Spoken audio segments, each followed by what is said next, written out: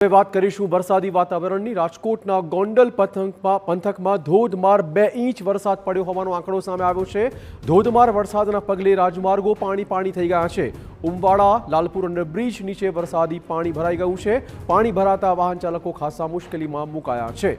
દ્રશ્યો ગોંડલથી સામે આવ્યા છે, જ્યાં 2 ઇંચ વરસાદથી સર્વત્ર પાણી થઈ ગયું છે। અંડરબ્રિજ નીચે વરસાદી પાણી ભરાઈ ગયું છે। આથી વાહન ચાલકો ખાસા અટવાઈ ગયા હતા।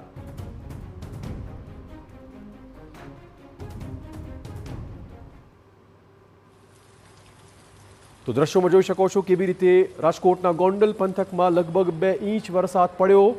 ટ્રાફિક જામ પણ થયો, અનેક વાહન ચાલકો અટવાઈ ગયા છે। ગોંડલના તમામ માર્ગો જાણે પાણી થઈ ગયા છે। અંડરબ્રિજ નીચે પાણી ભરાતા અનેક વાહન ચાલકો અટવાયા હતા। ટ્રાફિક જામ જોઈ શકો છો કેવી રીતે જબરજસ્ત ટ્રાફિક જામ જોવા મળી રહ્યું છે, કેમ કે આગળ પાણી ભરાઈ ગયું છે। અંડરબ્રિજ નીચે પાણી ભરાતા વાહન ચાલકો અત્યારે અટવાઈ ગયા છે।